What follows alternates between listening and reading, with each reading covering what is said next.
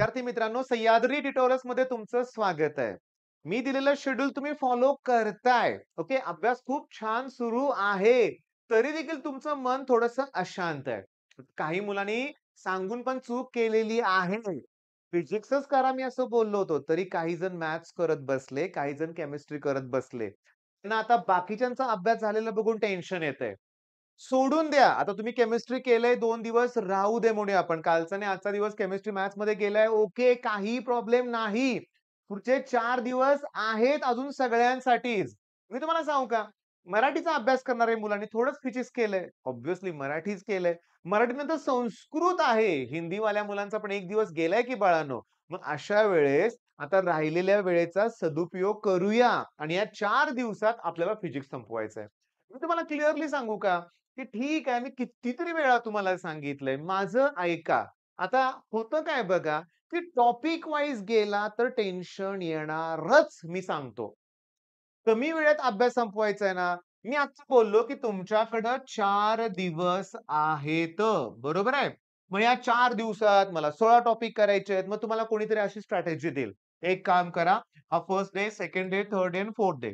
पहिल्या दिवशी 5 टॉपिक करा, नंतर 5 टॉपिक करा, नंतर 5 टॉपिक करा. ऑलमोस्ट 15 होईल. कुठल्यातरी काही दिवशी 6 टॉपिक करा. झाले 16 टॉपिक फिनिश म्हणतील.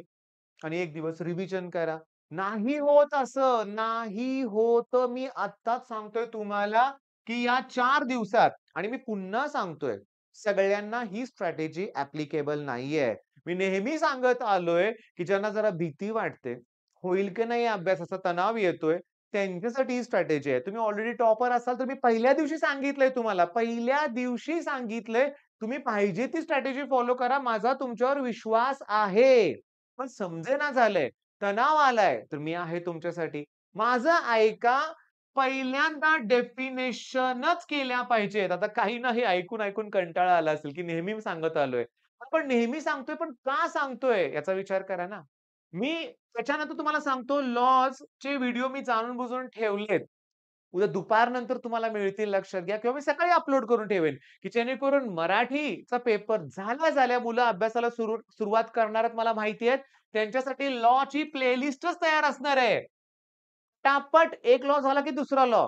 आता बाकीच्या मुलांना ठीक आहे तासंतास वाट बघायला लागली माझ्या नेक्स्ट व्हिडिओची म्हणूया आपण. पण तुमचा मराठीचा पेपर झाला की इमिडिएटली तुम्ही ते करू शकताय की नाही सांगा बघू.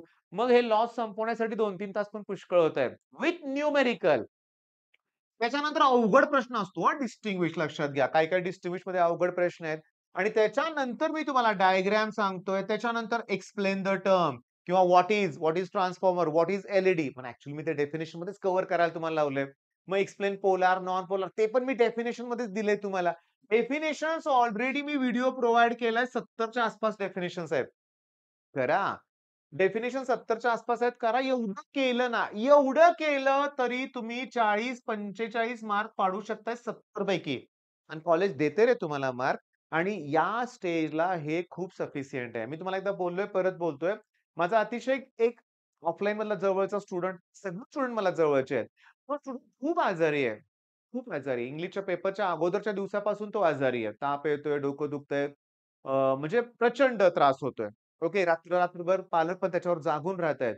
मी त्यांच्या पालकांना सांगितलंय, काळजी घ्या. इंग्लिशचा पेपर झालाय ना, त्याला कुठलाही अभ्यास करायला लावू नका. 2 दिवस राहू दे. शेवटच्या 1 दिवस मी आहे, मी करून घेईन अभ्यास त्याच्याकडून.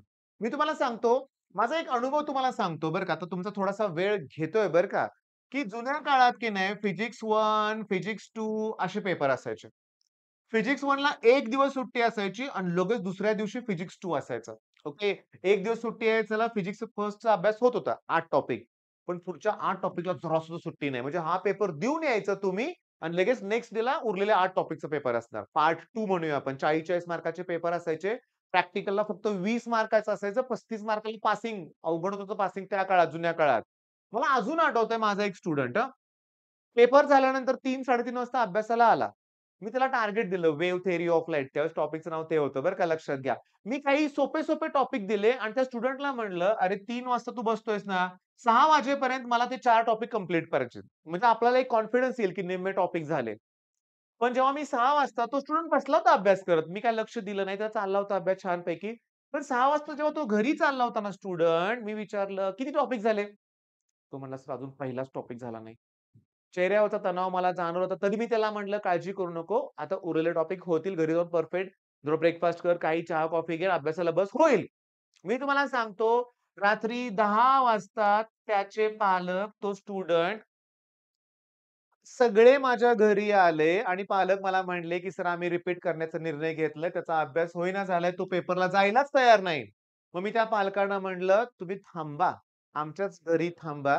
आणि मी 10 वाजल्यापासून त्याचा अभ्यास सुरू केला. रात्री 3 वाजेपर्यंत तो आणि मी आम्ही मिळून अभ्यास करत होतो. ओके. नंतर पालकांना म्हटलं, "आता घरी जावा. रेस्ट घेऊ दे त्याला." खूप अभ्यास झालेला आहे. आणि मी त्या अभ्यास घेत असताना त्याला वारंवार पटवून दिलं होतं, की "अरे तुझा फिजिक्स फर्स्टचा पेपर सोपा गेलाय ना. 40 पैकी तुला 15-20 नाही 25 मार्क पडणार आहेत. प्रॅक्टिसचे 20-45 मार्क झाले. मग फिजिक्स 2 मध्ये थोडासा कमी स्कोर झाला, तर होऊ दे. रिपीट करायची काय गरज आहे?" मग त्याला ते पटलं. पण त्यानंतर मी तुम्हाला सांगू का पुढचा केमिस्ट्रीचा पेपर पण पार्ट 1, पार्ट 2 त्याला बरेच गेले. मॅथ्स 1 गेलं आणि आज त्याचं इंजिनिअरिंग सुद्धा कंप्लीट झालंय. मोठ्या कंपनीमध्ये त्याचं पॅकेज पण आहे. पण जर इथं रिपीट केलं असतं तर 1 वर्ष वाया गेलं असतं की नाही? म्हणजे मुद्दा तुमच्या लक्षात आला का, की कुठल्याही पॉइंटला खचून जाऊ नका. वेळ आहे आपल्याकडे होणार आहे. हो, ओके. आणि आता काही मराठीचा पेपर आहे, तरी देखील माझा व्हिडिओ तुम्ही बघत असाल ना, तर तुम्हाला मी सांगतोय बाळांनो, तुमच्यासाठी पण वेळ आहे पुष्कळ. तुम्ही तणाव घेऊच नका. जी स्ट्रॅटेजी आत्ता आपण वापरतोय तीच तुम्हाला पुन्हा फॉलो करायची आहे. मगाशी दिलेलेच पॉइंट्स तुम्हाला करायचे आहेत. ओके. मग मी हा व्हिडिओ थांबवतोय इथं. ओके. आज छान तुम्ही अभ्यास केला असेल, तर आता रेस्ट घेतली तर काही हरकत नाही. पहाटे उठून पुन्हा रिवाईज करायचंच आहे तुम्हाला. ओके. All the best.